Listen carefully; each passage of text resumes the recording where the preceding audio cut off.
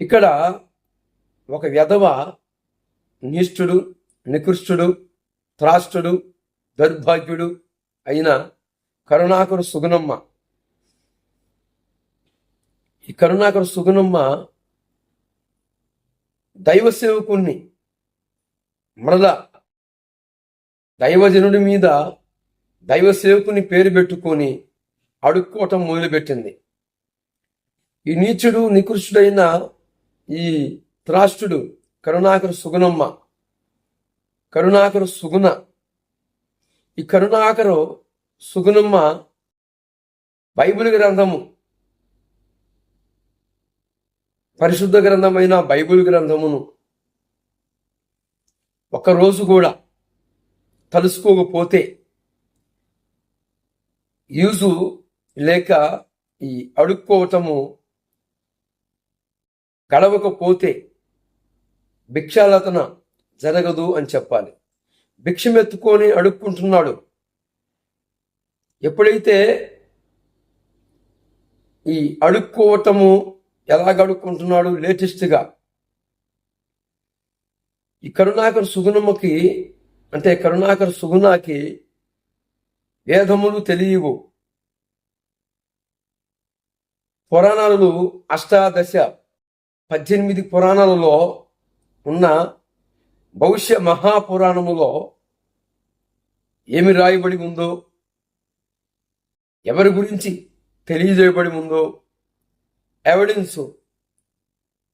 Evidence ప్రూఫ్తో దైవ సేవకుడు, ఆత్మీయ నాయకుడు, మరి అనేక దీపాలని వెలిగించిన ఆత్మీయ నాయకుణ్ణి ఈ దౌర్భాగ్యుడు, ఈ నీచుడు నోటికొచ్చినట్లు మాట్లాడుతూ ఉన్నాడు. అయితే నేను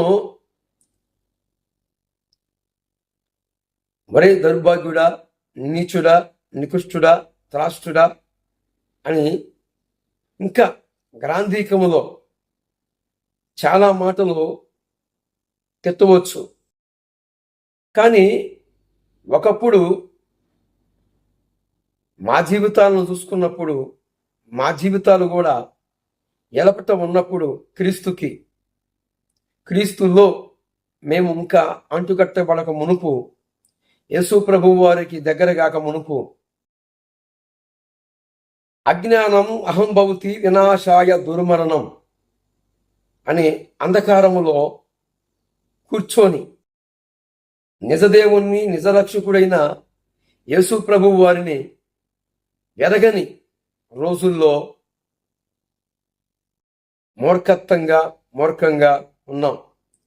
ఇది దేవుడు అని చూపిస్తే మరి ఇది చెట్టుగా ఉంది, మరి ఒక రాతిగా ఉంది, పిలిస్తే పలుకుతారా అనే డౌటు, సందేహము లేదు.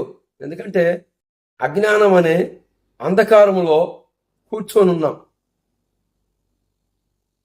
నిజమైన వెలుగు దగ్గరకు వచ్చినప్పుడు, ఆ నిజమైన వెలుగు దగ్గరలోకి వచ్చి ఉన్నప్పుడు, వెలుగు మన మీద ప్రకాశించినప్పుడు చీకటి తొలగిపోతుంది. కానీ నీచుడు, నికృష్టుడు, దౌర్భాగ్యుడైన ఈ కరుణాకర సుగుణమ్మ, ఈమె పని ఏమిటి?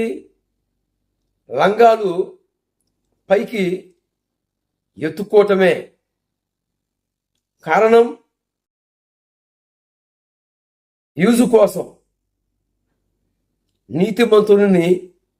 నీతిమంతుల పేర్లు అడ్డం పెట్టుకొని, ఇక ఖజానా తక్కువైపోయింది, ఖజానాలో ఏం లేదు అన్నప్పుడు ఈ కరుణాకర సుగుణమ్మ పని ఏంటంటే, ఇక లంగా పైకి ఎగబట్టుకోవటం, ఇక ఇతరులకి చూపించటమే. అప్పుడు వ్యూస్ పెరుగుతుంది. కరుణాకర సుగుణమ్మ ఏంటి? మరలా లంగా పైకెత్తింది అని అందరూ చూస్తారు కదా. నేను ఈ మాటలు ఎందుకు ప్రస్తావించానంటే, ఈ కరుణాకర సుగుణ శివపురాణంలో ఏముంది? స